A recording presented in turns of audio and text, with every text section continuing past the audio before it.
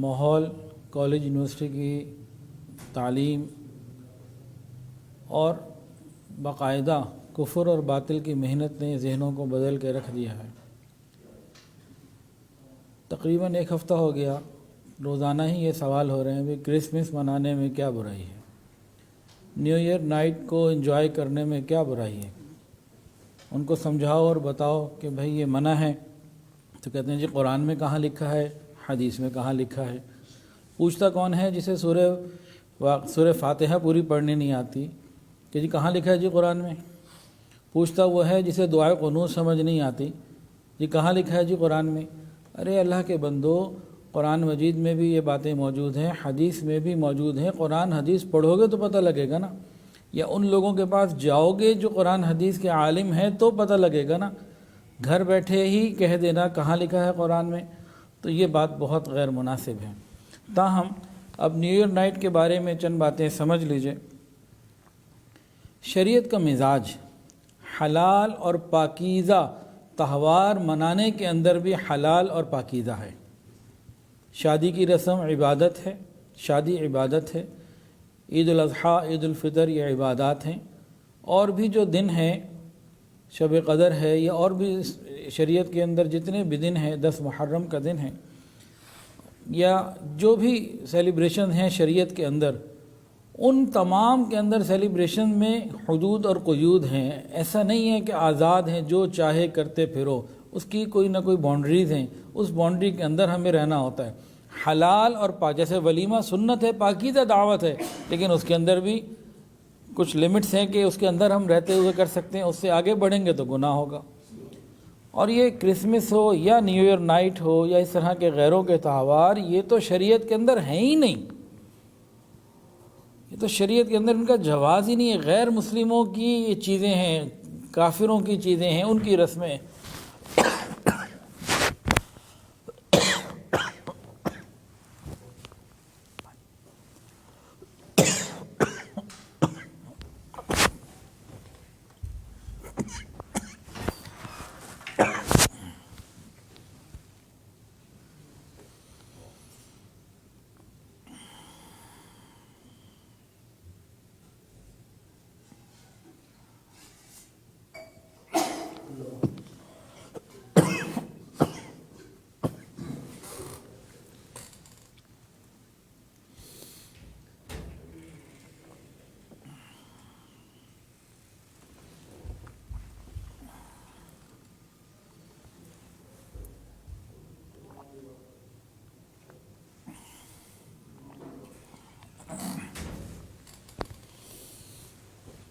تو شریعت تو پاکیزہ تہوار بھی پاکیزہ طریقے سے منانے کا حکم دیتی ہے، اور ہم یہ پوچھتے ہیں جی کافروں کے تہوار منانے میں شریعت منع کہاں کرتی ہے۔ عجیب، اس کو کہتے ہیں الٹی گنگا بہنا۔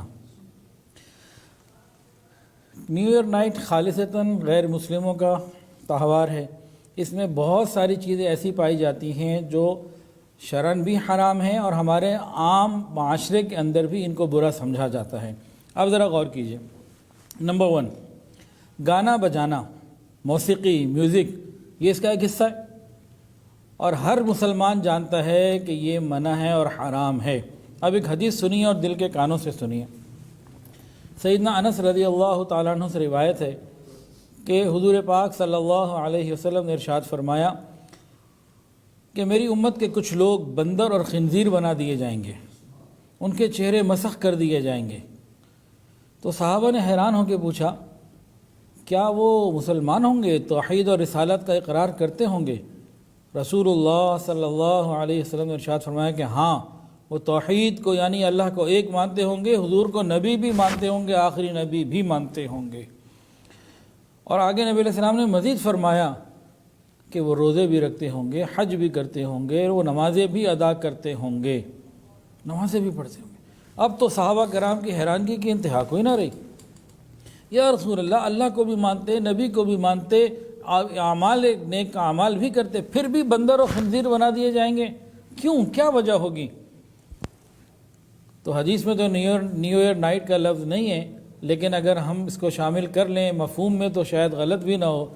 کہ جی وہ لوگ نیو ایئر نائٹ یا اس طرح کی چیزیں مناتے ہوں گے، لیکن جو حدیث کے الفاظ ہیں وہ سن لیجئے۔ فرمایا وہ آلات موسیقی، گانے والی عورتوں اور میوزک کے آلات کے جیسے ڈھول ہے یا باقی جو بھی ایسے انسٹرومنٹس ہیں جو میوزیکل ہیں، ان کے وہ بڑے شوقین ہوں گے، اور اپنے گھروں کو ہوم تھیٹر بنایا ہوا ہوگا، بڑی میوزک ان کی جو ہے نا وہ پسندیدہ چیز ہوا کرے گی، اور ساتھ ہی ساتھ شراب بھی پیا کریں گے۔ اور حدیث سنیے، رات بھر لہو لعب میں، رات بھر اس قسم کے کھیل تماشوں میں مصروف رہیں گے۔ یہ حدیث کے الفاظ ہیں کہ رات بھر۔ اب نیو ایئر نائٹ میں کیا ہوتا ہے؟ آپ دیکھ لیجئے میڈیا کے اوپر کتنی زور سے پروگرام چل رہے ہیں کہ جی رات اتنے بجے شروع کریں گے، مڈ نائٹ تک ختم کریں گے، روٹین چل رہی ہے۔ یہ غیروں کی چیزیں ہیں، اللہ ہماری حفاظت فرمائے۔ تو جو کہتے ہیں جی قرآن و حدیث میں کہاں منع ہے، تو یہ آپ نے حدیث سن لی۔ دوسری اور قرآن کی آیت بھی سن لیجئے، اللہ تعالیٰ فرماتے ہیں ان الذین یحبون ان تشیع الفاحشہ فی الذین آمنوا لہم عذاب علیم فی الدنیا والآخرہ۔ جو لوگ یہ چاہتے ہیں کہ ایمان والوں میں بے حیائی پھیلے، معاشرے میں، لوگوں میں، نوجوان بچے بچیوں میں بے حیائی پھیلے، ان کو قیامت کے دن دردناک عذاب کی خوشخبری سنا دو۔ ان اللہ یأمر بالفحش شیطان کے بارے میں فرمایا کہ یہ گناہوں کا حکم دیتا ہے۔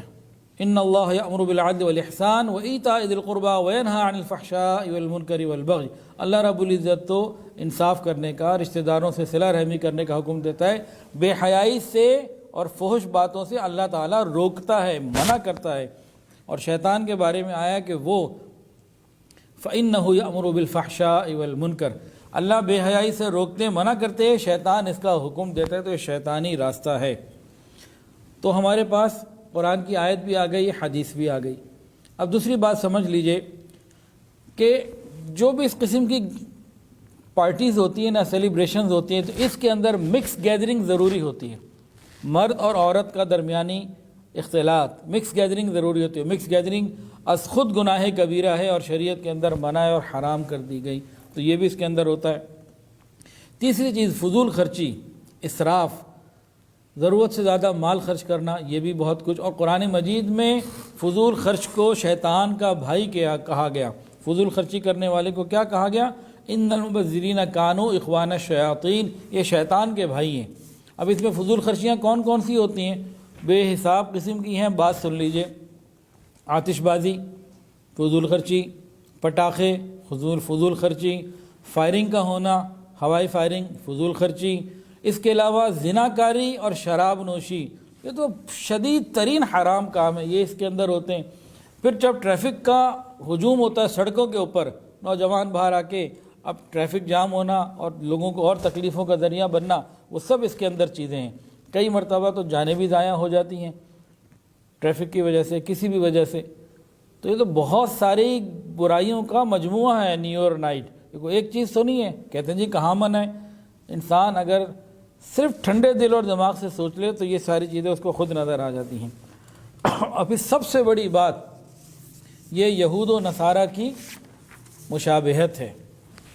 حدیث کے اندر آتا ہے من تشبہ بقوم فہو منہم، جو جس کی مشابہت اختیار کرے گا انہی میں سے ہوگا۔ قرآن کے اندر آتا ہے وَمَن يَتَوَلَّهُم مِّنكُمْ فَإِنَّهُ مِنْهُمْ، جو ان کے ساتھ رہے گا انہی کا ہوگا۔ قرآن بھی ہے اور حدیث بھی ہے، اب پڑھیں تو صحیح ہم۔ اچھا، یہ تو بات ہو گئی ان لوگوں کی جو باقاعدہ پارٹیسپیٹ کرتے ہیں، ایسے فنکشن آرگنائز کرتے ہیں اور پورا اس کے لیے محنت کرتے ہیں اور شریک ہوتے ہیں۔ لیکن کچھ ایسے بھی ہوتے ہیں جو ذرا تھوڑا سا محتاط ہوتے ہیں، ابھی ابتدائی سٹیجز میں ہوتے ہیں۔ وہ کہتے ہیں جی ہم کرتے کچھ نہیں، وہ فلانی جگہ تھا، ذرا ہم چلے گئے تھوڑی دیر کے لیے، ذرا انٹرٹینمنٹ کے لیے چلے گئے، دیکھنے کے لیے چلے گئے، باقی ہم شریک کسی کام میں نہیں ہیں۔ نہ ہم نے آج رات کو شراب پینی، نہ ناچ گانے کرنے، نہ اور گندے غلاظت، کچھ بھی نہیں کرنا، نہ پٹاخے، نہ فائرنگ، بس ہم نے خالی دیکھنا ہے۔ یا یوں کہہ لیجئے کہ ہم اپنے گھر میں بیٹھے ہوئے ہیں اور گھر میں بیٹھ کے ہم نے دیکھنا ہے، شریک تو نہیں ہو رہا ہے نا باقاعدہ فزیکلی، لیکن دور بیٹھ کے ہم نے دیکھنا ہے۔ اس کے بارے میں کیا حکم ہے؟ اس طرح کے بھی کچھ لوگ ہوتے ہیں نا جو اپنے آپ کو ذرا مہذب سمجھتے ہیں کہ جی چلو گھر بیٹھے ہی کر لیتے ہیں۔ تو اس کے بارے میں بھی سن لیجئے۔ شریعت نے کہا اس تماشائی کی بھی، تماشائی بننے کی بھی کوئی گنجائش نہیں، کیونکہ ایسا شخص ان کی حوصلہ افزائی کر رہا ہے۔ قرآن مجید میں مومنین کے بارے میں فرمایا گیا جو رحمان کے بندے ہوتے ہیں نا، وہ ایسے فضول کاموں میں شامل نہیں ہوتے، وہ درگزر کر کے ادھر سے خاموشی سے گزر جاتے ہیں، وہ اس میں شامل ہی نہیں ہوتے۔ یہ قرآن ہے، کہتے ہیں کہاں لکھا ہے جی؟ قرآن پڑھ لیجئے 19واں سپارہ۔ اب حدیث بھی سن لیجئے۔ نبی علیہ السلام نے ارشاد فرمایا، کنز العمال کی روایت ہے کہ جو شخص جس قوم کی جماعت میں اضافہ کرے گا وہ انہی میں شمار ہوگا۔ جو شخص جس قوم کی جماعت میں، ان کی تعداد میں اضافہ کرے گا، ان کے لائکس اور ویوز بڑھیں گے اور ان کی پارٹیسپیشن بڑھے گی، وہ انہی میں شمار ہوگا۔ اور فرمایا دوسری بات بہت خطرے والی ہے، سننے والی، فرمایا جو شخص جس قوم کے عمل سے راضی ہوا، خوش ہوا، اس نے اس کو انجوائے کیا، وہ قیامت کے دن انہی کے ساتھ اسی عمل میں شریک کھڑا کیا جائے گا۔ اب یہ گھر بیٹھا ہوا ہے، خالی میڈیا کے اوپر دیکھ رہا ہے، لیکن قیامت کے دن یہ ایک ہی ہوں گے، ادھر ناچ گانے والے اور یہ خالی دیکھنے والا۔ ہاں اگر توبہ انسان کر لے تو توبہ کا دروازہ کھلا ہے، رب کریم اور رحیم ہے، مہربان ہے۔ تو قرآن اور حدیث کے مطابق نیو ایئر نائٹ منانا، کسی بھی طریقے سے اس میں شریک ہونا، یہ جائز نہیں۔ اللہ ہماری حفاظت فرمائے، اللہ تعالی ہم پر رحمت کی جو ہے وہ نظر فرمائے۔ لیکن بہرحال قیامت بھی آنی ہے، تباہی بھی آنی ہے، ہمارے اعمال برے ہوں گے تو آئے گی نا۔ ہم تو قیامت خود جلدی لانا چاہتے ہیں، نیک اعمال کر لیں، نیکی تقوی پر آ جائیں، پردے کی پابندی کر لیں تو ابھی رک جائے، سلسلہ لمبا ہو جائے۔ ہم تو بڑی تیزی سے لگے ہوئے ہیں کہ آئے ہی جائے۔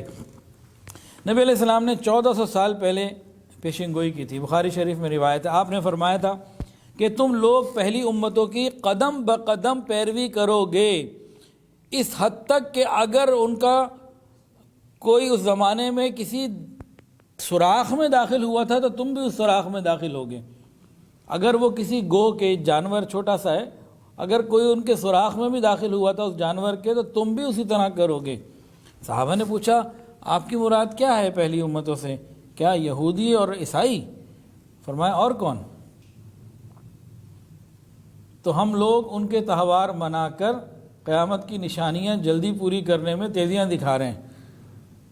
تو بھئی کئی اینگل سے بات ہو گئی، اللہ تعالی ہمیں سمجھ عطا فرمائے اور ہمارے گناہوں کو معاف فرمائے۔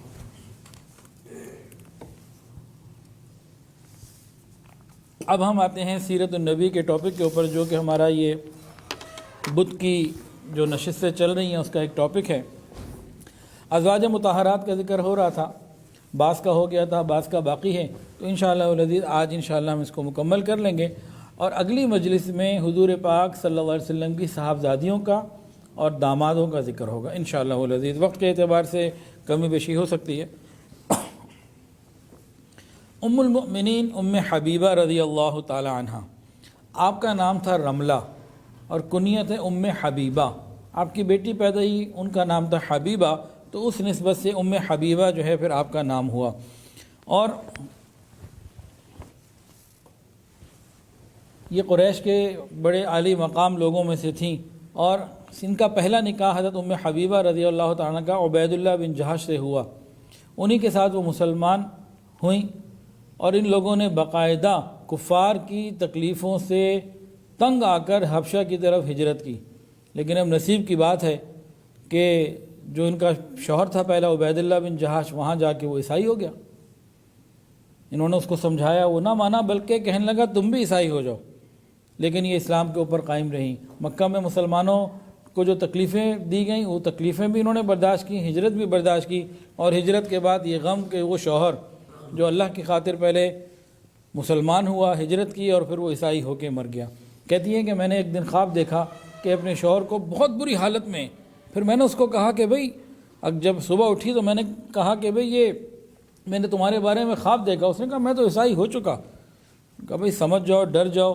اس نے کہا نہیں، اور اسی طرح شراب پیتے پیتے اور ان کاموں میں لگا، اور ایسے ہی جہنم وارد ہو گیا۔ اللہ ہماری حفاظت فرمائے، ہمارے ایمانوں کی حفاظت فرمائے۔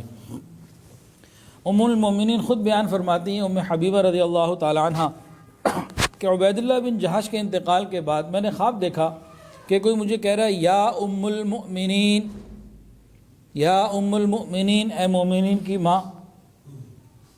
تو اس خواب سے میں بڑی حیرت میں پڑ گئی کہ یہ کیا مجھے کہا گیا، اور کہنے لگی کہ میرے دل میں خیال آیا کہ شاید حضور پاک صلی اللہ علیہ وسلم سے میرا نکاح ہو جائے۔ آپ بڑی شان والی ہیں، اور آپ کے والد کا نام ہے ابو سفیان رضی اللہ تعالیٰ عنہ، اور جس وقت آپ مسلمان ہوئی، والد مسلمانوں کے خلاف سب سے بڑا لیڈر، اور آپ کے بھائی کا نام ہے حضرت معاویہ رضی اللہ تعالیٰ عنہ جو کاتب وحی ہیں۔ تو بہرحال نبی کریم صلی اللہ علیہ وسلم کو جب اطلاع ملی کہ بھئی ان کی عدت پوری ہو گئی ہے، تو نبی کریم صلی اللہ علیہ وسلم نے مدینہ طیبہ سے عامر ابن امیہ کو بھیجا حبشہ، کہ شاہ حبشہ کے پاس نجاشی کے پاس جاؤ اور ان سے کہو کہ بھئی میرا رشتے کا پیغام ام حبیبہ کو پہنچائیں۔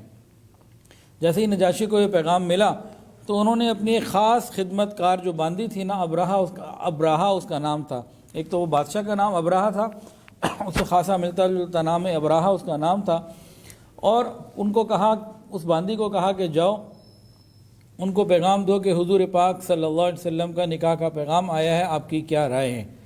اگر آپ کو منظور ہو تو پھر آپ اپنی طرف سے کسی کو وکیل مقرر کر دیں، نکاح بھی پڑھاتے ہیں اور باقی معاملات بھی طے کر لیتے ہیں۔ سیدہ تو خوش ہو گئیں، اور اس خوشی میں بشارت خوشخبری لانے والے کو آپ نے ہاتھوں کی چوڑیاں دے دیں اور جو کچھ زیور تھے وہ دے دیے۔ یہ سنت ہے، کوئی خوشی کی خبر لائے اس کو کوئی نہ کوئی انعام دینا، یہ سنت ہے جو ہمارے اندر سے اب مٹتی چلی جا رہی ہے۔ آپ نے ان کو انعام دیا اور بہت خوش ہوئیں، اور خالد بن سعید رضی اللہ تعالیٰ عنہ کو اپنا وکیل بنایا، جو ددیال کے رشتہ دار بھی تھے اور ہجرت کر کے فی الحال مسلمانوں کے ساتھ حبشہ میں آئے ہوئے تھے۔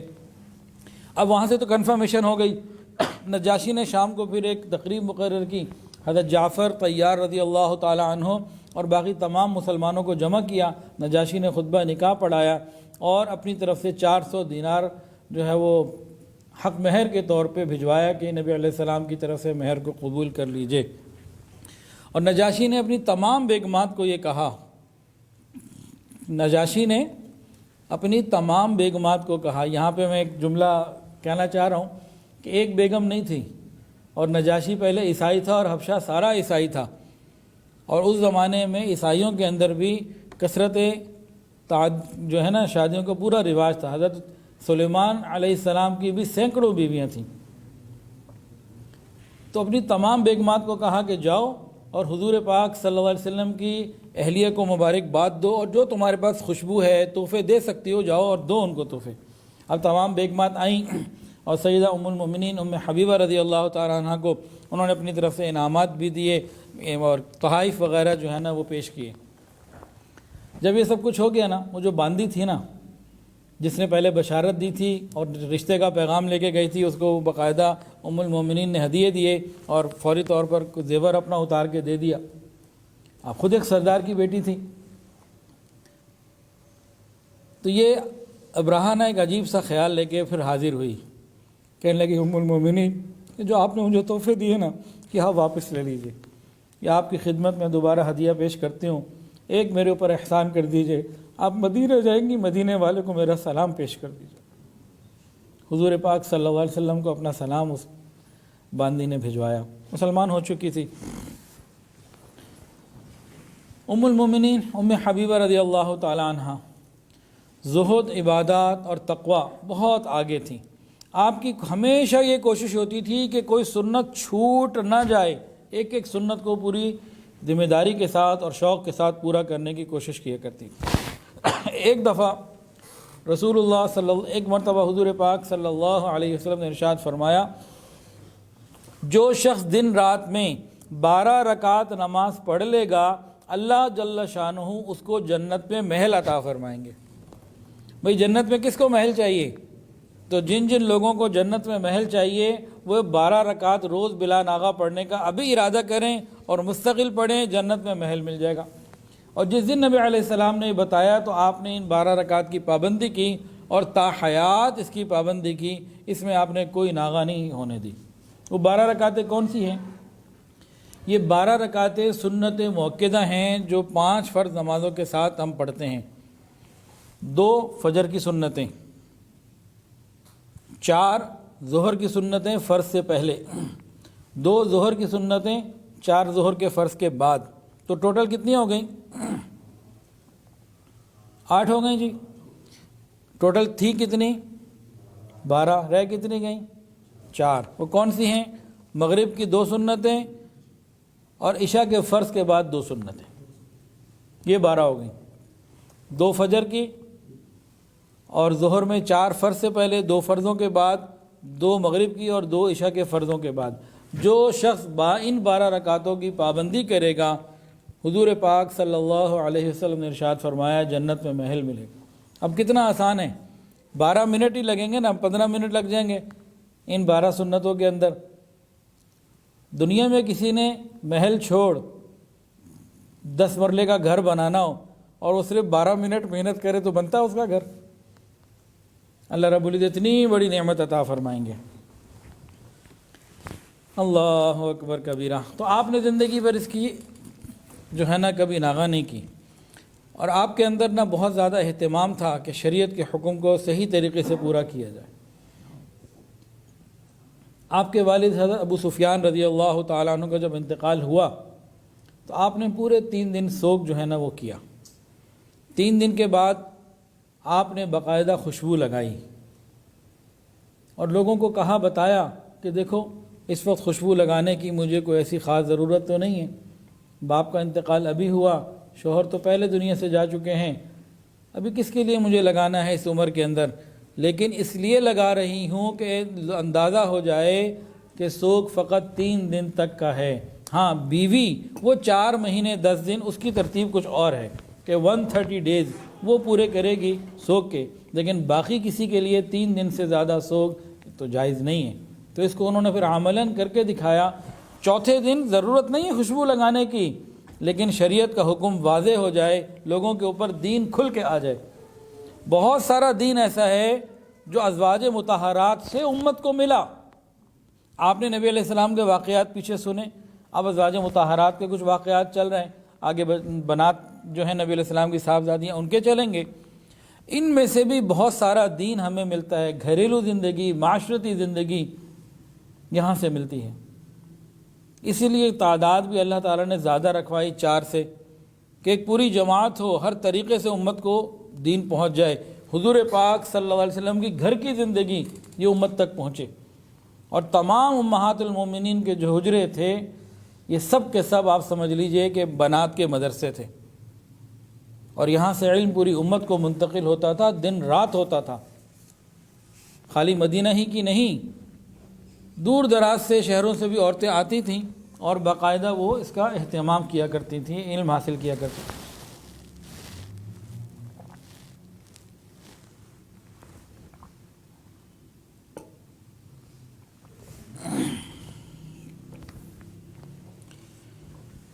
ام المومنین ام حبیبہ رضی اللہ تعالیٰ عنہ کا ایک واقعہ بہت مشہور ہے۔ آپ کے والد ابو سفیان جس زمانے میں بھی مسلمان نہیں ہوئے تھے، صلح حدیبیہ کے بعد مدینہ طیبہ آئے تھے اس غرض سے کہ صلح حدیبیہ کی مدت صلح اور بڑھا دی جائے۔ ایک واقعہ ہوا تھا جو پیچھے گزر چکا ہے حدیبیہ کے واقعات میں سے۔ تو جب مدینہ آئے تو اپنی بیٹی کے گھر بھی آئے۔ یہ بیٹی کون ہے؟ مکہ کے سردار کی بیٹی ہے، عام عورت تو نہیں۔ اب وہ باپ جو ہے، باپ بھی ہے، مکہ کا سردار بھی ہے۔ اب وہ آ گئے، جب وہ گھر اندر آئے تو سامنے بستر بچھا ہوا تھا، انہوں نے بستر لپیٹ دیا۔ باپ نے پوچھا کہ بیٹی بستر میرے قابل نہیں تھا یا میں بستر کے قابل نہیں تھا؟ تو انہوں نے فرمایا کہ آپ مسلمان نہیں ہیں، اور کافر جو ہے یہ نجس، اور مشرک جو ہے یہ نجس ہوا کرتے ہیں، ناپاک ہوا کرتے ہیں، تو پاک پیغمبر کے پاک بستر کے اوپر ناپاک جسم نہیں بیٹھ سکتا۔ یہ محبت کی بات ہوا کرتی ہے۔ تو حضور پاک صلی اللہ علیہ وسلم کے بستر کے اوپر انہوں نے کسی کو بیٹھنے نہیں دیا۔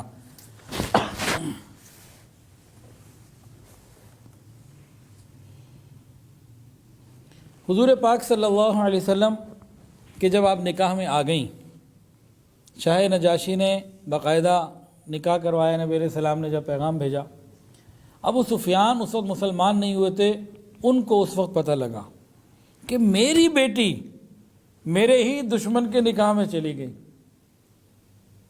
تو ایک عجیب جملہ انہوں نے کہا کہنے لگے کہ محمد صلی اللہ علیہ وسلم جو ہیں وہ ایسے جوان مرد ہیں کہ ان کی ناک پر زخم نہیں لگایا جا سکتا، یعنی وہ ایسے نام والے اور عزت والے ہیں کہ ہم ان کو ذلیل کر ہی نہیں سکتے۔ ادھر ہم ان سے لڑ رہے ہیں اور ادھر ہماری ہی بیٹی ان کے گھر چلی گئی۔ ایک رخ تو اس کا یہ لکھا۔ اس جملے کا ایک رخ اور بھی بعض علماء نے بعض کتابوں میں لکھا ہے۔ میں نے مولانا مکی صاحب کی سیرت کے بیانات میں 15-20 سال پہلے سنا تھا، اس میں ایک عجیب بات انہوں نے فرمائی۔ کہنے لگے کہ ان لوگوں کے اندر نا تعصب اور عصبیت اس قسم کی چیزیں بہت بھری ہوئی تھیں۔ تو ابو سفیان نے جب یہ دیکھا کہ مکے کے سردار کی بیٹی وہاں چلی گئی تو کہنے لگے اچھا اب تو اسے کوئی شکست دے ہی نہیں سکتا کہ مکے کے سردار کی بیٹی اس کے گھر میں، جس کے گھر میں مکے کے سردار کی بیٹی ہو، اسے شکست کیسے ہو سکتی ہے؟ اللہ اکبر کبیرہ۔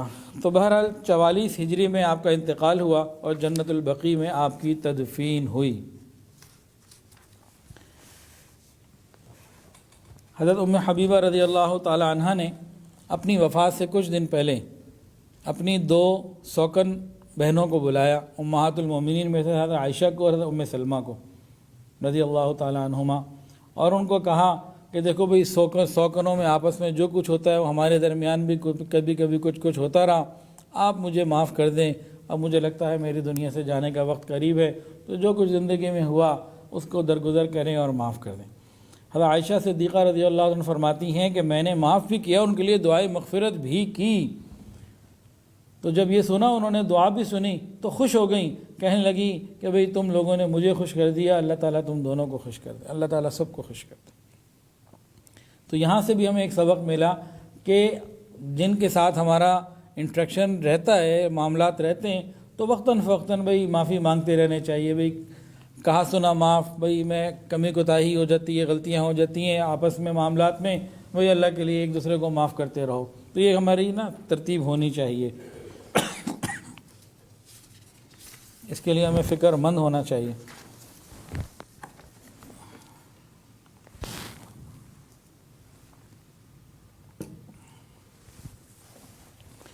ام المؤمنین حضرت صفیہ رضی اللہ تعالی عنہ، ان کا اصل نام زینب تھا، لیکن صفیہ ہی مشہور ہے، ہر ایک کو صفیہ علم ہے۔ صفیہ کسے کہتے تھے؟ اس زمانے میں عرب کے اندر ایک رواج تھا کہ لڑائی کے بعد جب مال غنیمت تقسیم ہوتا اور جو حصہ امام کے پاس یا بادشاہ کے پاس یا جو حکمران ہوتا تھا اس کے پاس آتا تھا، اس حصے کو صفیہ کہتے تھے، چاہے اس میں کوئی بھی چیز ہو۔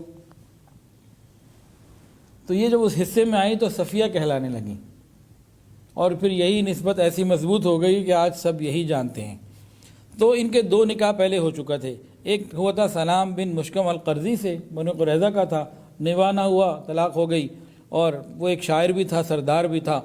اور اس کے بعد پھر ان کے والد نے جو خود ایک بہت بڑے سردار تھے یہودیوں کے، تو انہوں نے بنو قریظہ کے ایک نامور سردار کنانہ بن ابی حقیق سے نکاح کر دیا، جو ابو رافع جو بہت بڑا تاجر تھا، بہت مالدار یہودی تھا اور خیبر کا رئیس تھا، یہ ان کا بھتیجا تھا کنانہ، تو کنانہ سے شادی کر دی۔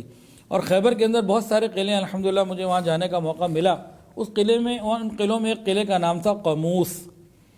یہ شخص خود جو ہے نا کنانہ، قموس قبیلے کا سردار تھا، اور یہ اسی قبیلے کے اندر، اسی قلعے کے اندر جو ہے باقاعدہ لڑائی میں مارا گیا اور جہنم واصل ہوا۔ حضرت صفیہ رضی اللہ عنہ کے بہت سارے رشتہ دار خیبر کی جنگ میں انتقال، مسلمانوں نے ان کو مارا، حتیٰ کہ آپ کے والد بھی، بھائی بھی اور شوہر بھی، اتنے قریبی رشتہ دار بھی جو ہے نا وہ اس نکاح میں قتل ہوئے، اس جہاد کے اندر مسلمانوں کے ہاتھ ختم ہوئے۔ حالانکہ ان کو پہلے اسلام کی دعوت دی گئی اور اہل کتاب تھے، لیکن انہوں نے اپنی ہی کتاب پر عمل نہ کیا۔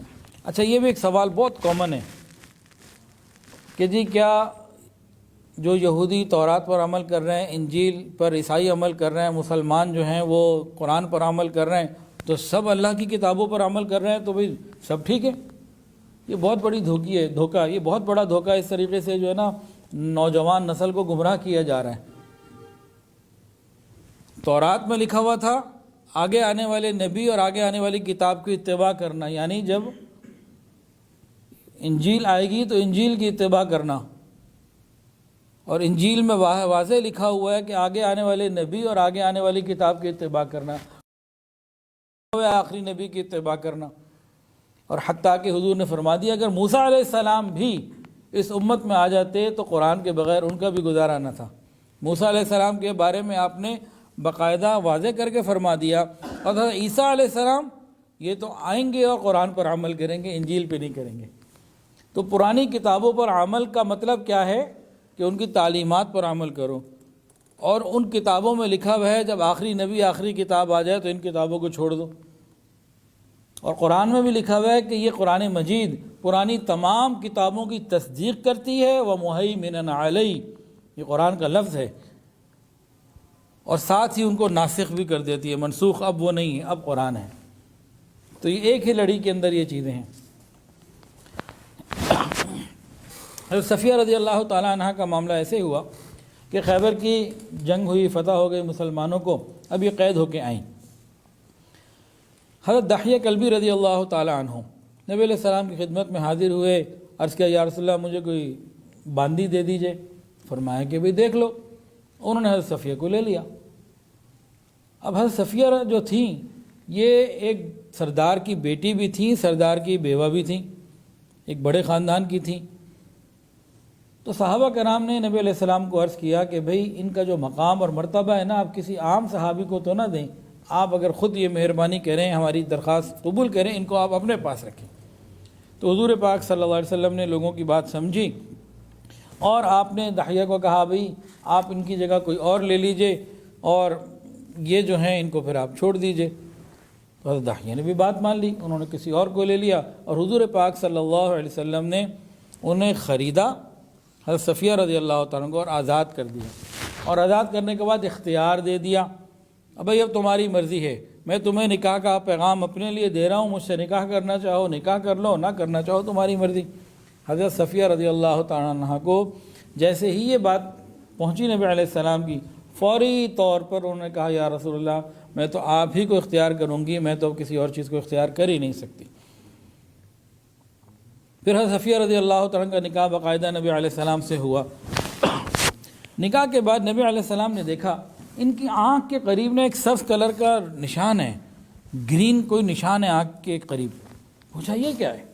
تو انہوں نے دو خواب سنائے، کہنے لگیں کہ ایک مرتبہ میں اپنے شوہر کنانہ کی گود میں سر رکھ کے سو رہی تھی، تو میں نے خواب یہ دیکھا کہ چاند میری گود میں آ گرا۔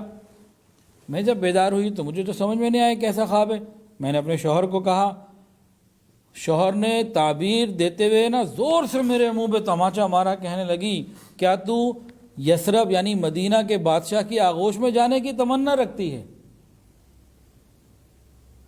تو میرے مارا۔ پھر کہنے لگی ایک مرتبہ میں نے اسی طرح کا خواب ایک اور دیکھا کہ مدینہ طیبہ کا چاند میری گود میں آ گیا۔ اس وقت پھر میں نے اپنے والد سے ذکر کیا کہ آج میں نے یہ خواب دیکھا ہے کہ مدینہ کا چاند میری گود میں آ گیا۔ تو والد نے بھی زوردار تماچا مارا، کہنے لگی اچھا تو شاہ عرب کی تمنا کرنے لگی ہے۔ ذرا غور کیجئے، یہ دونوں یہودی ہیں پکے، لیکن اس خواب سے پہنچے کدھر؟ تو پھر یہ ہوئی نا بات کہ بھی پرانی کتابوں میں لکھا ہوا ہے نبی علیہ الصلوۃ والسلام جب آ جائیں تو پرانی کتابیں بند اور نیا سلسلہ شروع۔ تو وہ جو نشان تھا وہ نبی علیہ السلام نے دیکھا، پھر آپ نے دعا کی، پھر اللہ نے وہ ختم کر دیا۔ صحابہ کرام نبی علیہ السلام سے بڑی محبت کرتے تھے۔ اب یہ نکاح ہو گیا، اور نبی علیہ الصلوۃ والسلام کے لیے صفیہ کے لیے خیمہ بن گیا۔ راستے میں ایک جگہ پہ یہ دونوں حضور پاک صلی اللہ علیہ وسلم بھی اور صفیہ رضی اللہ تعالیٰ عنہ بھی ایک خیمے میں تھیں۔ اس رات پتہ کیا ہوا؟ حضرت ابو ایوب انصاری رضی اللہ تعالیٰ عنہ جو میزبان رسول ہیں، وہ ساری رات تلوار لے کے جو ہے نا دروازے پہ کھڑے رہے۔ نبی علیہ السلام نے نہ ان کو فرمایا تھا نہ آپ کو پتا کہ باہر ابو ایوب کھڑے۔ صبح جب باہر نکلے دیکھا ابو ایوب کھڑے، بھئی آپ کیوں کھڑے؟ ایسے الرٹ اور ہاتھ میں تلوار۔ تو پتہ کیا کہا؟ میں نے کہا یا رسول اللہ ٹھیک ہے نکاح ہو گیا، آپ کی زوجہ بن گئی، سب کچھ ہو گیا، لیکن میرے دل میں خیال تھا کہ یہودیوں میں وہ رہی ہیں، یہودی تھیں، یہودیوں کی اولاد ہیں، اور آپ نے ہم لوگوں نے مل کے اس جنگ میں ان کے باپ کو بھی، ان کے بھائی کو بھی، ان کے شوہر کو بھی قتل کیا، اتنے رشتہ داروں کو قتل کیا، تو کہیں آپ کو تکلیف نہ کوئی پہنچائیں، میں اس لیے کھڑا ہوا ہوں، اگر آپ کو کوئی تکلیف پہنچے تو میں قریب رہوں اور جاگ رہا ہوں۔ اللہ اکبر کبیرہ۔ تو یہ محبت کی باتیں ہوا کرتی ہیں۔ حضرت صفیہ رضی اللہ تعالیٰ عنہ سے جب نبی علیہ السلام کی شادی ہو گئی تو آپ نے ولیمہ بھی کیا۔ ولیمہ کرنا سنت ہے، یہ انوکھا ولیمہ تھا، بڑا ہی نرالا۔ ہمارا تو غریب سے غریب آدمی بھی چاہتا ہے کہ بھئی ولیمہ ہو تو ذرا کچھ اس میں شان بھی ہونی چاہیے۔ ابھی اسی آنے والی اتوار کو ہمارے ہاں ایک جو ہے نا وہ شادی کا فنکشن ہے، ہمارے یہاں ہوتی رہتی ہیں شادیاں، تو بعض شادیاں ادھر ہیڈ آفس میں ہوتی ہیں، بعض جو ہیں وہ گھر میں کر دیتے ہیں۔ اب جناب اس دفعہ فرمائش کیا آئی کہ بھئی مرد حضرات نیچے زمین پہ نہیں بیٹھیں گے، وہ ذرا کرسی اور ٹیبل پہ بیٹھیں گے۔ ہمارے ہاں ادھر کرسی ٹیبل کا اہتمام مشکل ہے، یہاں آسان تھا کرنا، کہ پھر ادھر کر دیجئے۔ تو ہمارے یہاں ہر آدمی کی ایک خواہش ہوتی ہے کہ بھی کچھ ایسا ہو جائے، اپ گریڈ کرنے کی، کچھ اوپر سے اوپر کرنے کی۔ اب یہ نہیں ولیمہ کیسے ہوا؟ سفر ہے، نکاح ہوا، رخصتی ہوئی، حضور پاک صلی اللہ علیہ وسلم نے اگلے دن جو ہے نا صبح ولیمے کے اناؤنس کر دیا، بھئی ولیمہ ہے میرا۔ پھر فرمایا ولیمہ ہوگا کیسے؟ تمام صحابہ کو حکم دے دیا بھئی جس کے پاس جو ہے دسترخوان پہ لے آؤ، ولیمہ ہو رہا ہے نبی علیہ السلام کا، دو جہانوں کے سردار کا۔ فرمایا جس کے بعد جو ہے لے آؤ۔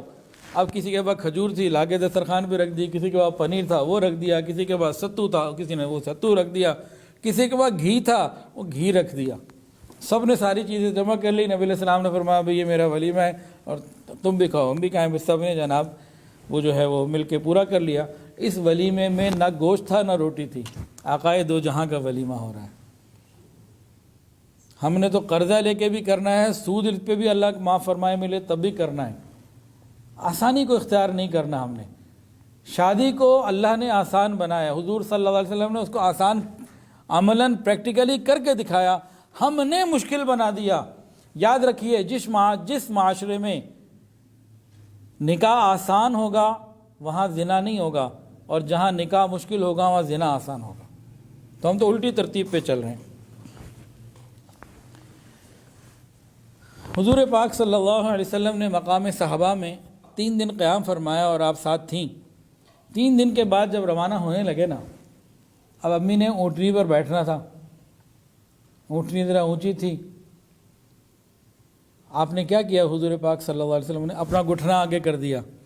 حضرت صفیہ رضی اللہ تعالیٰ عنہ نے حضور صلی اللہ علیہ وسلم کے مبارک گھٹنے کے اوپر اپنا قدم رکھا اور پھر اونٹنی کے اوپر سوار۔ شوہروں کے لیے کتنی مثال کی بات ہے کہ بھی گھر والوں کا، بیگم کا خیال رکھنا، عورتوں کی راحت کا خیال رکھنا، بیویوں کی راحت کا خیال رکھنا نبی علیہ السلام کی سنت ہے۔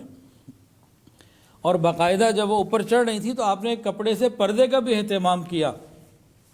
صحابہ کرام تو ویسے ہی نگاہوں کے جھکانے والے تھے کہ قرآن کے اندر ہے قُل لِّلْمُؤْمِنِينَ يَغُضُّوا مِنْ أَبْصَارِهِمْ، آپ سے زیادہ پاکیزہ نگاہ، صحابہ سے زیادہ پاکیزہ نگاہیں اور پاکیزہ دل امت میں اور کسی کے تو نہیں ہو سکتے نا۔ تو اتنے پاکیزہ نگاہ اور دل والوں کے لیے بھی کہ سامنے بھی نبی علیہ السلام نے پردہ کیا کہ بیوی اوپر بیٹھ رہی ہے۔ تو ہم کہتے ہیں جی نگاہ کا پردہ ہوتا ہے، دل کا پردہ ہوتا ہے، اور ہماری پاکیزگی تو ہم خود جانتے ہیں کہ کیا ہے۔ جب رات کو یوٹیوب پہ بیٹھتے ہیں، انٹرنیٹ پہ بیٹھتے ہیں، اگر یہ قیامت کے دن کھل کے آ گئی تو پھر یہ نگاہ اور دل کی پاکیزگی کے دعوے اللہ ہماری حفاظت فرمائے۔ تو پورے سفر میں اسی طرح رہا کہ جب آپ کو بیٹھنا ہوتا نبی علیہ السلام اپنا گھٹنا مبارک آگے کر دیتے، آپ اپنا قدم رکھتے اور اوپر چڑھ جاتے۔ حضور پاک صلی اللہ علیہ وسلم اپنی بیگمات کے ساتھ بڑا اچھا سلوک کیا کرتے تھے، بہت ہی عمدہ۔ امی صفیہ فرماتی ہیں کہ میں خیبر سے مدینہ آ رہی تھی تو راستے میں مجھے نیند آ جاتی تھی، اور میں حضور پاک صلی اللہ علیہ وسلم کے ساتھ اسی اونٹنی پہ ہوتی تھی، اور جب نیند آنے لگتی اور میں اس طریقے سے ذرا جھومنے لگتی اور نیند کی وجہ سے میرا سر جو ہے کجاوے سے لگ جاتا، تو نبی علیہ السلام اپنے مبارک ہاتھوں سے مجھے سہارا دیتے اور کہتے اے حی کی بیٹی ذرا دھیان رکھ، نیچے نہ گر جانا۔ تو اس طریقے سے یہ سفر محبت کے ساتھ جو ہے نا وہ پورا ہوا۔ کچھ اور بھی واقعات ہیں جو ان کے ساتھ بالکل بہت ہی خاص ہیں، سب سیکھنے سے تعلق رکھتے ہیں۔ حلم اور تحمل، ان کے اندر برداشت بہت تھی۔ جس وقت یہ یہودیوں کو شکست ہو گئی، مسلمانوں کو فتح ہو گئی، اب یہ اپنی کزن کے ساتھ نبی علیہ السلام کے قریب آ رہی ہیں، صحابہ کے پاس آ رہی ہیں، تو ادھر جناب لاشیں ہی پڑی ہوئی ہیں یہودیوں کی۔ اب اس میں تو ان کا باپ اور شوہر اور جناب بھائی بھی تھا۔ اب وہ جو کزن تھی نا ساتھ خاتون، وہ تو چلائے روئے اور برداشت نہ ہو، اور آپ بڑے تحمل سے، بڑے وقار سے اور بڑے سکون سے چلتی ہوئی آئیں۔ یہ بڑی بات ہوا کرتی ہے، یہ عام بات نہیں ہے۔ عورت ذات کے ہوتے ہوئے غور کریں نا تو یہ بہت بڑے تحمل مزاجی کی بات ہے۔ ایک مرتبہ کیا ہوا، حضرت حفصہ رضی اللہ تعالی عنہ نے ان کو یہودیہ کہہ دیا۔ جب ان کو معلوم ہوا تو رونے لگیں۔ کچھ اس قسم کی بات ہوئی کہ حضرت صفیہ کے بعد ایک کنیز تھی، تو اس نے پتہ کیا کیا، اس نے حضرت عمر کو جا کے بتایا، حضرت عمر رضی اللہ تعالیٰ عنہ کو، کہ ابھی تک ان کے اندر یہودیت کے اثرات ختم نہیں ہوئے۔ بھئی کیا کہہ رہی ہو تم؟ کہا جی ابھی بھی ہفتے والے دن کی عزت اور عظمت وہ کرتی ہیں۔ تو حضرت عمر فاروق رضی اللہ تعالیٰ امیر المومنین تھے اس وقت، بات کو سنا تو اس کی اہمیت تو ان کی نظر میں تھی کہ ایک مسلمان ہو اور وہ یہودی کے دن کی عزت اور عظمت کرے اور اس کو اہمیت دے، اور یہ بہت بڑی بات تھی اس زمانے میں۔ حضرت عمر فاروق رضی اللہ تعالیٰ عنہ نے ام المومنین کے پاس حاضری دی اور عرض کیا کہ بھئی یہ معاملہ مجھے معلوم ہوا ہے، آپ ذرا اس کو ویریفائی کر دیجئے۔ انہوں نے کہا نہیں ایسی تو کوئی بات نہیں ہے، جمعے کا دن جب اللہ نے ہمیں دے دیا، اب مجھے کیا ضرورت ہے کہ میں کسی دن چاہے وہ ہفتے کا ہو یا کوئی اس کی عزت اور حرمت کی بات کروں، میں تو صرف جمعے کے دن کی عزت کرتی ہوں۔ تو حضرت عمر فاروق رضی اللہ تعالیٰ عنہ جو ہیں وہ مطمئن ہو گئے، واپس تشریف لے گئے، بات مکمل ہو گئی۔ پھر آپ نے اپنی کنیز سے پوچھا کہ تو نے بتایا تھا، یہ بات ان کو کیسے پہنچی، یہ کیا تھا؟ کہنے لگیں کہ بس معاف کر دیجئے، شیطان میرے اوپر غالب آ گیا تھا، تو بس میں نے جا کے ایسی ایک بات بنا دی۔ آپ خاموش ہو گئے اور اس کو آزاد کر دیا، اس کو سزا نہیں دی کہ تم نے اتنا بڑا بہتان باندھا، اتنی بڑی غلط بات تم نے میری نسبت سے جا کے آگے جا کے کر دی۔ آپ بس خاموش ہو گئیں اور اسے آزاد بھی کر دیا۔ یہ اخلاق ہوتے ہیں، اس سے بھی گھر آباد ہوتے ہیں، اس سے بھی انسان کا پتہ لگتا ہے کہ واقعی یہ بڑا آدمی۔ حضرت صفیہ رضی اللہ تعالیٰ عنہ کو جس طرح اور ازواج مطہرات کو حضور سے محبت تھی، آپ کو بھی اسی طرح سے محبت تھی۔ جب نبی علیہ السلام بیمار ہوئے نا اور شدت کی بیماری بڑھی تو اس وقت کہنے لگی کاش آپ کی یہ بیماری مجھے لگ جاتی۔ اب باقی ازواج مطہرات ان کو دیکھنے لگیں۔ نبی علیہ السلام نے فرمایا کہ صفیہ جو کہہ رہی ہے یہ پوری اخلاص نیت سے کہہ رہی ہے، اس میں کوئی شک نہیں ہے، جو کہا یہ دل کی بات ہے، جو زبان پر آیا ہے یہ دل کی بات ہے۔ حضور پاک صلی اللہ علیہ وسلم تمام ازواج مطہرات کا بڑا خیال کیا کرتے، دلجوئی کیا کرتے تھے، خیال رکھتے تھے۔ اب حضرت صفیہ رضی اللہ تعالیٰ عنہ ایک دفعہ آپ کے ساتھ سفر میں تھیں، اور بھی ازواج مطہرات تھیں، حضرت زینب بھی تھیں۔ یہ حج کا سفر تھا، تمام ساتھ تھیں۔ ہوا کیا کہ حضرت صفیہ رضی اللہ عنہ کا اونٹ بیمار ہو گیا۔ یہ رونے لگیں کہ میں تو پیچھے رہ جاؤں گی، یہ سب آگے چلے جائیں گے تو کیا ہوگا۔ اچھا حضرت زینب رضی اللہ عنہ کے پاس 2 اونٹ تھے، ایک پہ وہ سوار تھی، ایک خالی چل رہا تھا۔ حضور صلی اللہ علیہ وسلم نے ایک تو حضرت صفیہ کو تسلی دی، گھبراؤ نہیں، ساتھ ہیں، دیکھتے ہیں، مینیج کرتے ہیں۔ دوسری طرف حضرت زینب کو کہا کہ دیکھو بھی تمہارے پاس ایک اونٹ زیادہ ہے، تو آپ ایسا کرو ایک اونٹ اس کو دے دو اور سفر بھی ہو جائے گا اور ایک دوسرے کے ساتھ کام بھی ہو جائے گا۔ اب شوقن ہوتی ہے نا، یہ عورتوں کے اندر ایک مزاج ہوتا ہے، کہنے کہ اچھا میں اپنی اونٹنی اس یہودیہ کو دے دوں۔ حضور پاک صلی اللہ علیہ وسلم جب یہ جملہ سنا تو حضرت زینب سے ناراض ہوئے اور 2 مہینے تک ناراضگی رہی کہ یہ کیسے کہہ دیا۔ ایک مرتبہ عائشہ صدیقہ رضی اللہ تعالیٰ عنہ نے امی صفیہ کے بارے میں کوئی بات کہہ دی، قد سے متعلق، کسی چیز سے متعلق، تو نبی علیہ السلام نے فرمایا کہ عائشہ تم نے ایسی بات کہی اگر سمندر کے اندر ڈال دی جائے تو سمندر اس میں مل جائے نہیں، سمندر بھی خراب ہو جائے۔ تو نبی علیہ السلام ایک دوسرے کا وہ خیال بھی کیا کرتے تھے اور قریب لانے کی کوشش کیا کرتے تھے۔ ایک مرتبہ نبی علیہ السلام صفیہ کے پاس گئے، ان کی باری تھی، گھر گئے، ان کے آگے وہ بیٹھی رو رہی ہیں۔ پوچھا بھئی تم کیوں روتی ہو؟ کہا وہ عائشہ اور حفصہ ہے نا، وہ یوں کہتی ہیں کہ ہم تو بہت افضل ہیں، ہم قریش کے خاندان کی ہیں، اور آپ کی کیا کہتے ہیں بیگم بھی ہم ہیں، اور آپ کی چچا زاد بہن بھی ہیں، تو ہمارے پاس تو بڑے اونچے وہ ہیں، نسب ہیں، اور تم تو ایک یہودی خاندان کی ہو اور تمہارا باپ یہودی ہے۔ اس طرح کی بات، مطلب یوں کوئی بات ہوئی، عورتوں میں تو باتیں ہوتی ہیں۔ اب یہ رو رہی ہیں دل پہ لے بیٹھی کہ وہ قریشی خاندان، اعلیٰ خاندان، نسب اتنا اونچا، اور میرے پاس تو وہ نہیں۔ اب یہ رو رہی ہیں۔ حضور پاک صلی اللہ علیہ وسلم نے جب یہ بات سنی نا تو کیا فرمایا؟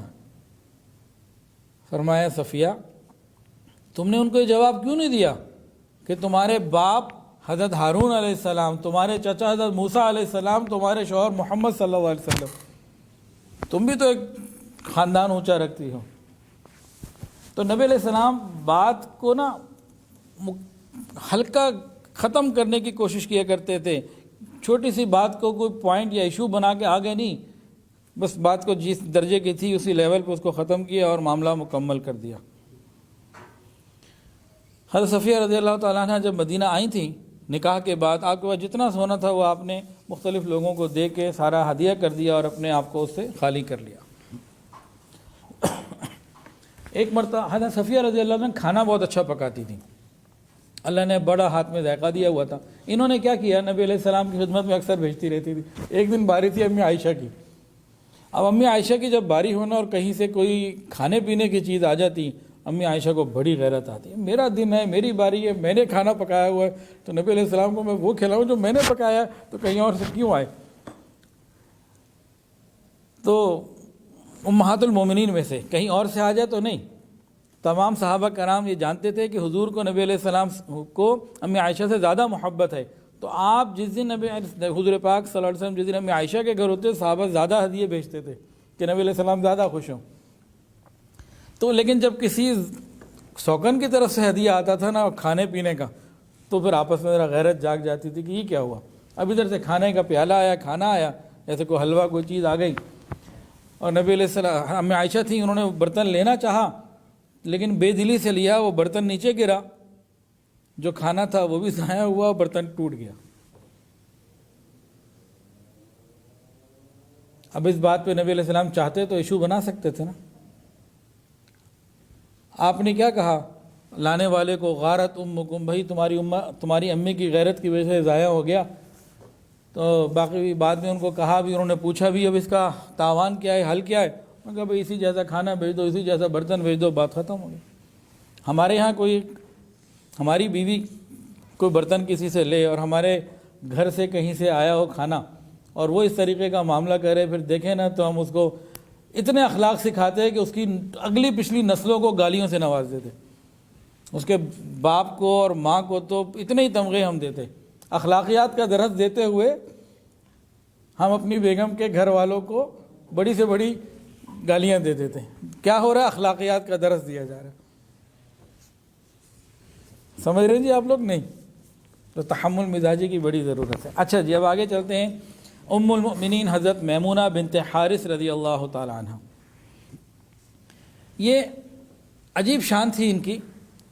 نبی علیہ السلام جب عمرہ قضاء کے لیے جا رہے تھے نا، حالت احرام میں آپ تھے، اس وقت نکاح ہوا، آپ بیوہ ہو چکی تھی۔ حضرت عباس رضی اللہ تعالی عنہ انہوں نے کہا کہ یہ قریش کی ہیں، ہماری قریبی رشتہ دار ہیں، بیوہ ہو چکی ہیں، آپ اگر ان سے شادی کر لیں، تو نبی علیہ السلام نے قبول فرما لیا اور نکاح ہو گیا حالت احرام میں۔ تو یہاں سے امت کے لیے راستہ کھلا، معاملہ کھلا، مسئلہ کھلا کہ احرام کی حالت میں نکاح ہو سکتا ہے، ہاں میاں بیوی والی ملاقات جو ہے وہ نہیں ہو سکتی۔ اور اب بہت عالی خاندان کی تھیں اور قریش کا خاندان اور بہت ساری نسبتیں آپ کے پاس موجود ہیں۔ جب نبی علیہ السلام کا پیغام آپ کو ملا تو آپ نے فوری طور پر کہا میری جان ہی آپ کے لیے ہبہ ہے، میں اپنے آپ ہی کو آپ سامنے پیش کرتی ہوں، آپ کے لیے پیش کرتی ہوں۔ بہرحال نبی علیہ السلام مدینہ طیبہ جب روانہ ہوئے تو مقام صرف وہاں پر جو ہے نا، جو آپ نے پہلی رات گزاری نکاح کی رخصتی کی جو ہوتی نکاح کے بعد، اور وہاں پہ آپ کچھ دن رہے۔ اچھا عمرہ قضاء کے لیے جب نبی علیہ السلام مدینہ آئے نا تو نکاح ہو گیا حالت احرام میں۔ قریش مکہ نے صلح حدیبیہ میں 3 دن کی اجازت دی تھی، بس آپ 3 دن رہ سکتے ہیں، اس سے زیادہ نہیں۔ تو نبی علیہ الصلوۃ والسلام کا نکاح بھی ہو گیا، تو آپ نے چاہا کہ بھئی میں چاہتا ہوں قریشیوں تمہاری بھی دعوت ہو جائے، اہل مکہ کی بھی دعوت ہو جائے، خوشی کا موقع ہے، ولیمے میں تم بھی شریک ہو اور تھوڑا سا ٹائم بھی مل جائے۔ انہوں نے کہا کہ بھائی ہمیں آپ کے ولیمے سے دعوت سے کوئی سروکار نہیں، آپ چاہیں یہاں سے نکلیں، یہاں سے بس 3 دن پورے ہو گئے، اس سے زیادہ ہمارے اندر برداشت ہی نہیں، آپ جائیں یہاں سے۔ تو سعد بن عبادہ رضی اللہ تعالیٰ عنہ نے جواب دیا کہ مکے والوں، نہ مکہ تمہارے باپ کا ہے، نہ تمہاری ملکیت ہے، تو اللہ کی زمین ہے۔ نبی علیہ السلام نے جب دیکھا، ان کو فرمایا کہ بھئی ذرا ٹھنڈے ہو جاؤ، کوئی بات نہیں، ہمارا معاہدہ 3 دن کا ہے، ابھی چلو یہاں سے۔ تو واپسی کے اوپر صرف مقام کے اوپر نبی علیہ الصلوۃ والسلام وہیں پہ پھر جو ہے ولیمہ بھی ہوا اور باقی سارے معاملات بھی وہاں ہوئے۔ ام المومنین حضرت میمونہ رضی اللہ تعالیٰ عنہ اور تمام امہات المومنین نبی علیہ السلام کے نقش قدم پر چلنے والی بھی تھیں اور لوگوں کو چلانے والی بھی تھیں۔ بہت سارے مسائل یہاں سے حل ہوئے۔ 2 مسئلے ذرا سمجھیے۔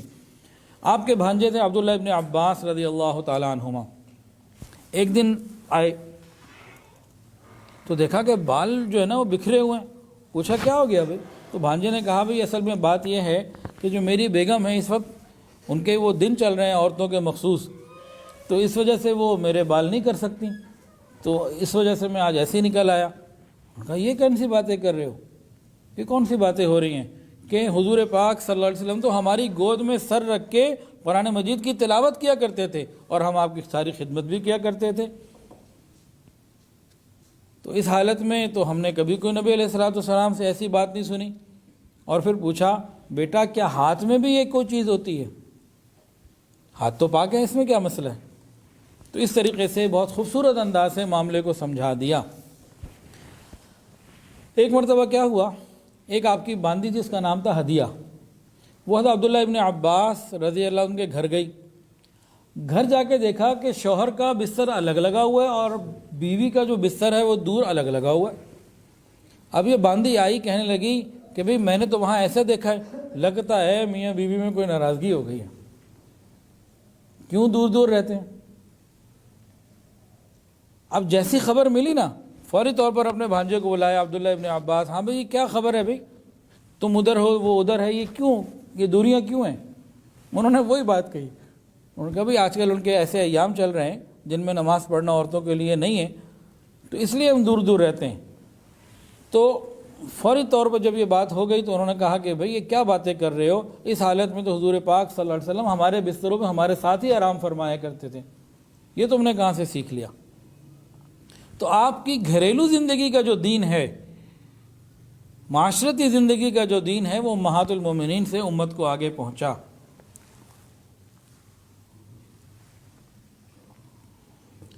ام المؤمنین حضرت عائشہ صدیقہ رضی اللہ تعالی عنہ آپ کے بارے میں فرماتی ہیں کہ میمونہ ہم سب سے زیادہ متقی اور صلہ رحمی کرنے والی تھیں۔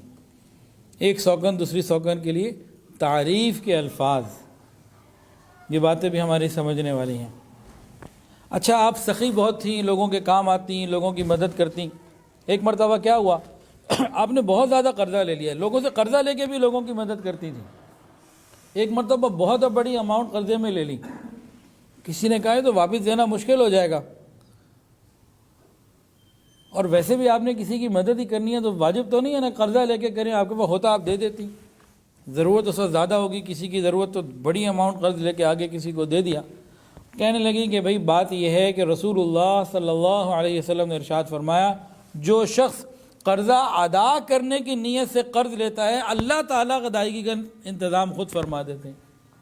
نیتوں کا بڑا تعلق ہے، انما الاعمال بالنیات، نیت کے اوپر بڑا معاملہ ہے کہ اگر ہماری نیت قرضہ لیتے ہوئے صحیح اور خالص ہے کہ ہمیں واپس کرنا ہے تو پھر اللہ رب العزت کی مدد ہمارے ساتھ آئے گی۔ ہمیں چاہیے کہ ہم اللہ کی مدد کو اپنے ساتھ رہیں۔ ایک مرتبہ انہوں نے ایک کنیز جو تھی اس کو آزاد کر دیا، صدقے کی عادت تھی، خرچے کی عادت تھی، انفاق فی سبیل اللہ کی۔ نبی علیہ السلام کو پتہ نہیں چلا، جب بعد میں پتہ چلا نا کہ آپ نے یہ کر دیا تو آپ نے فرمایا کہ میمونہ جو کیا اچھا کیا، لیکن اگر یہ تم اپنے فلاں رشتہ دار کو جو تمہارے ماموں ہیں ان کو تم دے دیتی تو تمہیں 2 اجر ملتے، ایک صدقہ کرنے کا اور ایک صلہ رحمی کا۔ یہ بھی ہمارے معاشرے میں ایک بہت بری بات ہے۔ کیا؟ قریبی رشتہ داروں کو پیسہ نہیں دیں گے، مدد نہیں کریں گے، دور جا کے کسی کی مدد کر دیں گے۔ بعض جگہ یہ بھی ہے، سب ایسا نہیں کرتے، اس کو بھی دیکھنے کی ضرورت ہے۔ قریبی رشتہ داروں کی داد رسی کرنا، ان کا خیال رکھنا، ان کو سپورٹ کرنا، فائنینشیل سپورٹ، مورل سپورٹ، یہ سب سنت ہے۔ اللہ کی شان، جہاں آپ کا نکاح ہوا، جہاں آپ کا ولیمہ ہوا، وہیں آپ کا انتقال بھی ہوا۔ اور یہ مکہ مدینہ جاتے ہوئے جو چیک پوسٹ آتی ہے، بالکل یہ آن دا روڈ ہے۔ یہ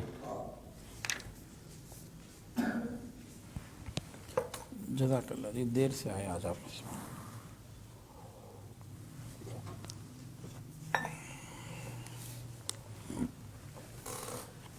اچھا جی، چند منٹ میں ہم اپنی بات پوری کرنے کی کوشش کرتے ہیں۔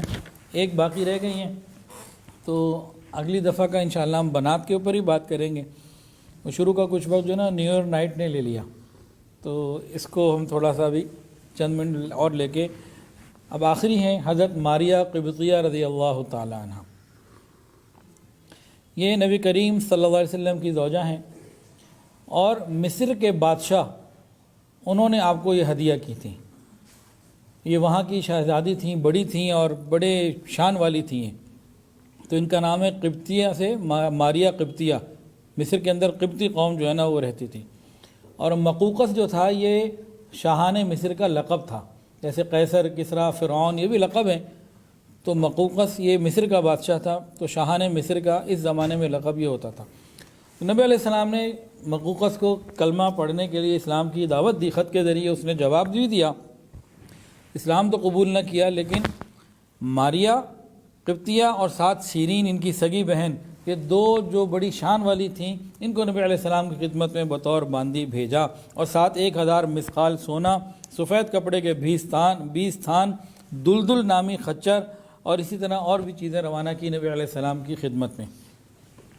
راستے میں کیا ہوا، یہ دونوں بہنیں آ رہی ہیں، مسلمان نہیں ہیں، لے کے کون آنے والے ہیں؟ حضرت حاطب ابن ابی بلتع رضی اللہ تعالیٰ عنہ، بدری صحابی ہیں۔ انہوں نے راستے میں ان دونوں کو کلمے کی، اسلام کی دعوت دی۔ مدینہ پہنچنے سے پہلے ہی ان کے دل منور ہو گئے اور کلمہ پڑھ کے مسلمان ہو گئے۔ اچھا، یہاں ایک بڑا عجیب پہلو ہے، ذرا غور کیجیے گا، بڑا لطیف۔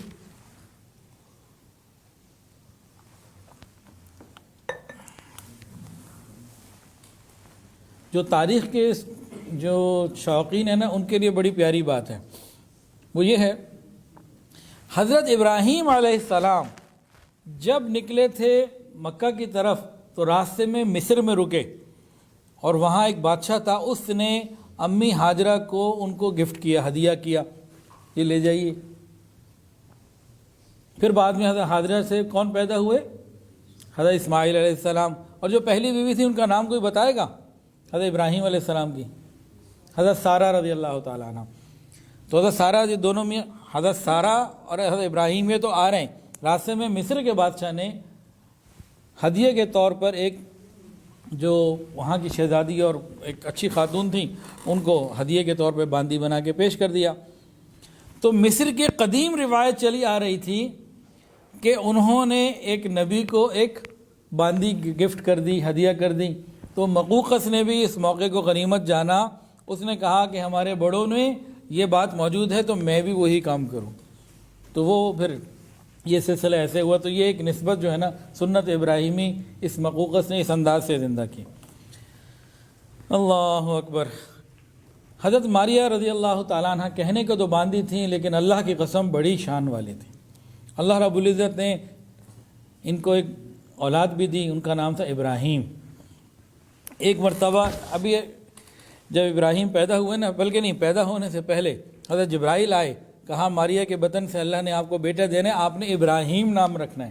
حضور بڑے خوش ہوئے، ابراہیم نام رکھنا ہے۔ جب بیٹا پیدا ہو گیا، حضرت جبرائیل علیہ السلام حاضر ہوتے ہیں، تو جبرائیل علیہ السلام نے آ کے عرض کیا، السلام علیکہ یا ابا ابراہیم، اے ابراہیم کے ابا جان آپ کو سلام ہو۔ نبی علیہ السلام بہت خوش ہوئے۔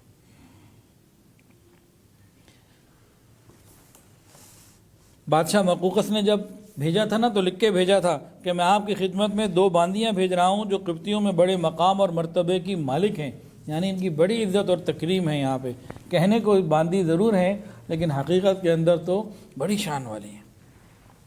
تو ماریہ قبطیہ سے نبی علیہ السلام نے خود نکاح کیا، اور ایک دوسری جو تھی ان کی بہن سیرین، ان کو حسان ابن ثابت رضی اللہ عنہ کے نکاح میں دے دیا. 8 ہجری میں اللہ رب العزت نے حضرت ماریہ کو بیٹا دیا. حضرت ابراہیم علیہ السلام حضور پاک صلی اللہ علیہ وسلم کے بیٹے تھے، چاند سا بچہ تھا. نبی علیہ السلام نے اپنے صاحبزادے کی پیدائش کی خوشی میں اپنے غلام ابو رافع کو انعام بھی دیا. 7ویں دن آپ نے عقیقہ کیا، سر کے بال اتروائے اور بالوں کے وزن کے مطابق چاندی جو ہے وہ خیرات کی گئی، بال زمین میں دفن کر دیے گئے. تو عقیقہ کرنا سنت ہے، اگر وسائل نہ ہو، تنگی ہو تو بات کچھ اور ہے. آج کسی نے پوچھا عقیقے کے بارے میں کہ جی بازار سے گوشت لے کے کام کر دیں. میں نے کہا نہیں بھائی، جانور ذبح کرنے کی بات ہے، بازار سے گوشت لے لینا یہ بات پوری نہیں ہوتی. آج کل ہم لوگ نا ہر جگہ شارٹ کٹ مانگ رہے ہوتے ہیں، ہر چیز میں شارٹ کٹ مل جائے. تو بازار سے گوشت لینا عقیقہ نہیں ہوتا. جانور ذبح کرنا، لڑکا ہو تو 2، لڑکی ہو تو 1، باقی گنجائش کے حساب سے ہے. اگر وسائل نہیں ہیں تو لڑکے کے لیے بھی 1 کیا جا سکتا ہے، اور یہ بعد میں کسی عمر میں بھی ہو سکتا ہے. قربانی کے جانور کے ساتھ بھی یہ سلسلہ کیا جا سکتا ہے.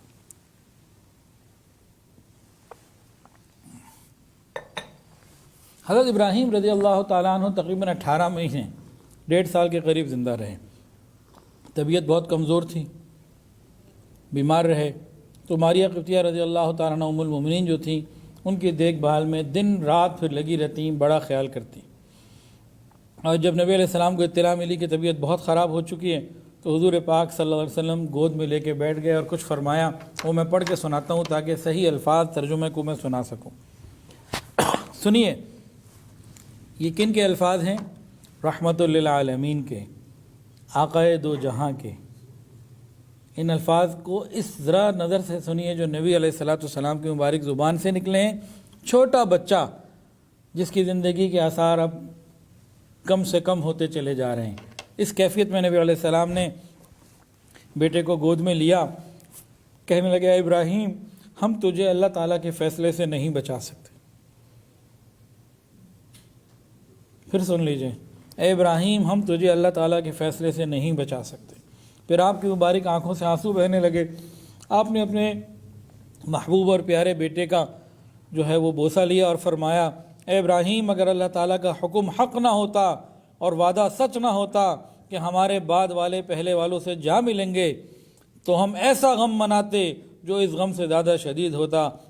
اور اے ابراہیم، ہم تیری جدائی کے اوپر مغموم ہیں، آنکھ رو رہی ہے، دل رنجیدہ ہے، اور ہم اللہ تعالیٰ کو ناراض کرنے والے کلمات نہیں کہہ سکتے.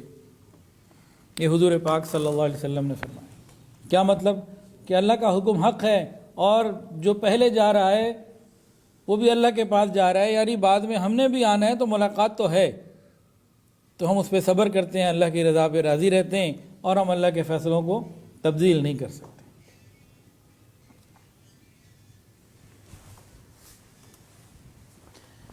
پھر حضور پاک صلی اللہ علیہ وسلم نے اپنی زوجہ، ان کو بھی تو غم ہوا نا، ماں تو ماں ہوتی ہے. 18 مہینے کا بچہ دنیا سے چلا گیا. تو نبی کریم صلی اللہ علیہ وسلم نے ان کو تسلی دی اور فرمایا کہ میرے بیٹے ابراہیم کی دودھ پیتی عمر میں انتقال ہوا، اللہ تعالیٰ نے اس کو دودھ پلانے کے لیے جنت میں دودھ والیوں کا انتظام بھی کر دیا. تسلی بھی دینا. تو غم کے موقع پہ اپنے آپ کو، اپنے قریبی رشتہ داروں کو تسلی دینا، حوصلے سے رہنا، یہ بھی بات ہے. اچھا جی، اس دن ایک عجیب واقعہ بھی ہوا. حضرت ابراہیم رضی اللہ تعالیٰ جنت البقیع میں دفن ہے. تو آپ جنازہ پڑھا کر جب واپس آئے تو سورج گرہن ہو گیا. تو کچھ لوگوں نے یوں کہہ دیا کہ ابراہیم رضی اللہ عنہ کے انتقال کی وجہ سے سورج گرہن ہوا ہے، اور کسی نے یوں کہہ دیا کہ شاید کہ ابراہیم کے غم میں سورج بے نور ہو گیا. بعض کتابوں میں یہ بھی لکھا ہے کہ اس زمانے میں جب سورج گرہن یا چاند گرہن کا معاملہ ہوتا نا تو اس کو کسی بڑے واقعے کے ساتھ منسوب کر دیتے. اس قسم کی جاہلوں والی باتیں اس زمانے میں تھیں. تو حضور پاک صلی اللہ علیہ وسلم نے فرمایا، سنیے اور دل کے کانوں سے سنیے، مسلم شریف کی روایت ہے، فرمایا سورج اور چاند اللہ تعالیٰ کی 2 نشانیاں ہیں. یہ کسی کی موت اور زندگی سے گرہن نہیں لگتے۔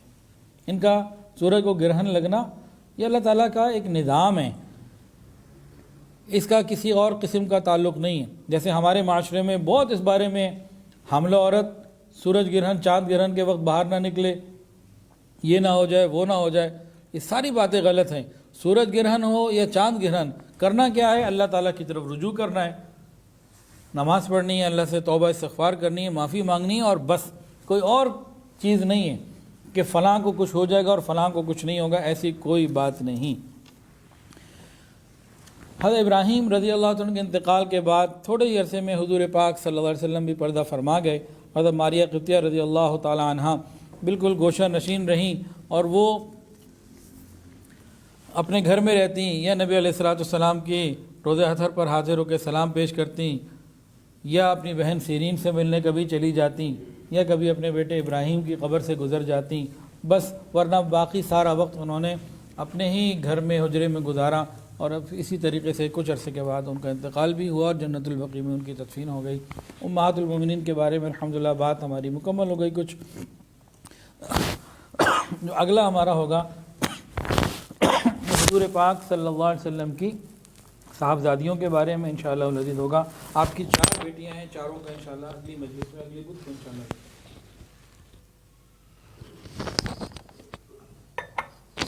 توبہ کی کلمات پڑھ لیجیے، کوئی بیت ہونا چاہے تو بیت کی نیت بھی کر سکتے،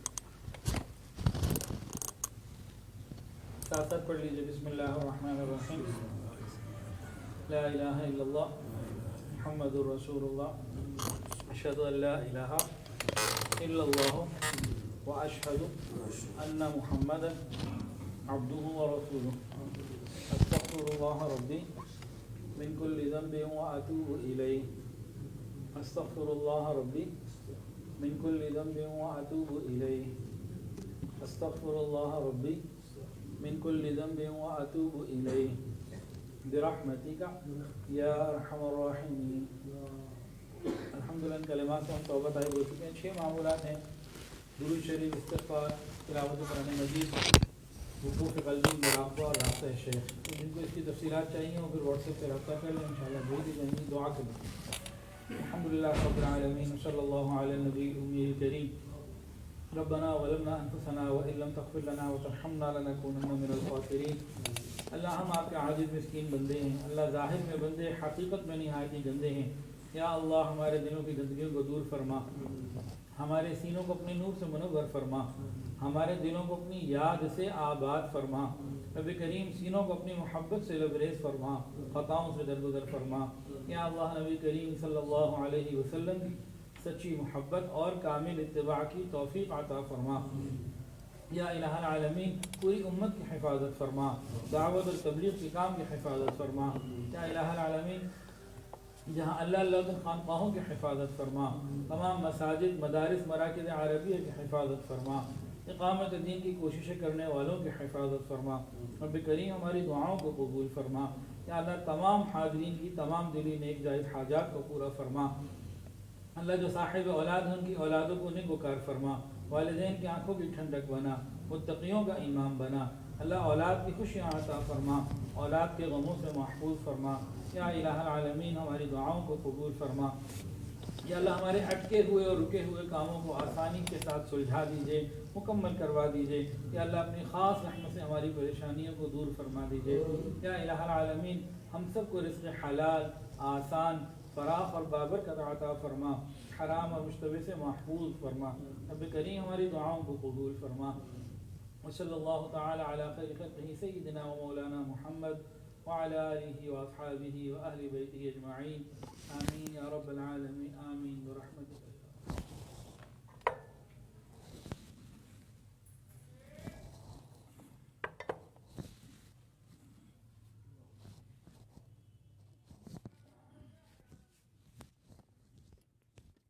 درس قرآن .com www.darsequran.com